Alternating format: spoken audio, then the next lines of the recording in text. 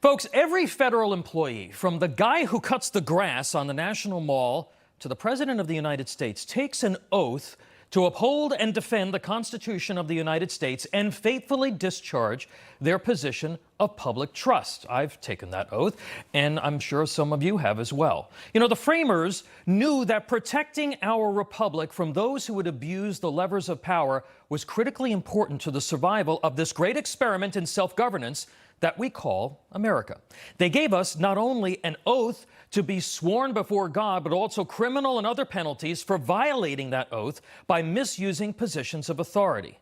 That oath, unfortunately, has become an afterthought, or worse, a joke.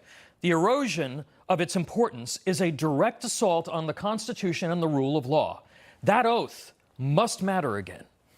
There's a culture of lawlessness in our government that should not be tolerated, but it is. And a 300-page report from John Durham that the media will ignore and most Americans won't read isn't accountability. But there needs to be accountability. One of the reasons that the left in this country is so focused on destroying any fidelity to institutions grounded on defined codes of conduct is that they want an America where there is no established truth. So even the law becomes pliable to the point of irrelevance. What we've seen in the Durham report, what we've witnessed at the border, and what we watched unfold during the pandemic is the type of criminal conspiracy that undermines our entire political system. The pattern of arguably treasonous behavior is obvious to anyone not bought and paid for by the leftist elites who control that system. Former President Obama, President Biden, Hillary Clinton, and others at the highest levels of our government have now all been exposed for their complicity in the Trump-Russia collusion hoax. A scheme concocted to illegally spy on a campaign, to mislead the public and discredit and humiliate a president of the opposing party. A new whistleblower report accuses President Biden of taking bribes in exchange for policy influence. There is mounting evidence Mr. Biden has used his various offices to make millions for himself and his family. We now know that the FBI and intelligence officials likely downplayed the Hunter Biden laptop to influence the outcome of the 2020 election. Back in 2016, the FBI ended 4 investigations into the Clinton Foundation right before the election. And there's a growing body of evidence that the Bureau actively discriminates against conservatives. There's new evidence also suggests that the Biden administration violated the whistleblower statute and interfered with an IRS investigation into the president's son. The Twitter files exposed how the White House and multiple federal agencies colluded with big tech to unconstitutionally censor and vilify Americans during the pandemic. Then, of course, we have the calculated scheme to circumvent the nation's immigration laws to allow millions of illegals to move unimpeded across our borders as part of a massive, often surreptitious resettlement operation veiled by a government misinformation campaign.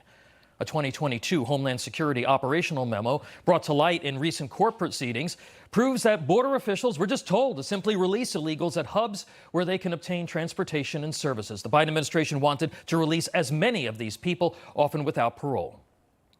Folks, it has never been clearer that all of this activity amounts to a series of widespread plots involving large numbers of elected, appointed, and career government officials who have abandoned the oath that they took to faithfully execute their offices and defend the Constitution of the United States. The founders would consider this corruption high crimes and misdemeanors. If what we have seen here isn't a case for impeaching a president, members of his administration, or complicit government bureaucrats, then the entire notion of accountability in this country is a mirage. If a president can ignore the law to conduct a nationwide political operation that is directly responsible for the deaths of tens of thousands of Americans, crime and fiscal chaos without being held to account, there is no rule of law. Adam Schiff should be expelled from Congress.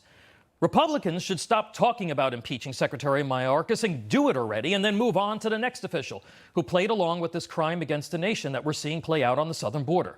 Dozens of executive branch officials should be held accountable through impeachment or other means. Republicans in Congress should undertake an aggressive program of executive branch reform to weaken the deep state's power. That's a winning issue. Yes, impeachments can be political liabilities for those who advance them. Democrats knew that. They knew that impeaching Trump twice, even though not leading to a conviction, would succeed in making it harder for future presidents to be held accountable through what the public would come to view as a politicized, meaningless process. It's time to give the process some teeth again. Political quandary or not, now is the time to take an aggressive stand against corruption that endangers Americans' lives and freedom? Who will do it? Who will prove that they are brave enough to do more than grandstand to make that oath mean something again? Like you, I'm waiting.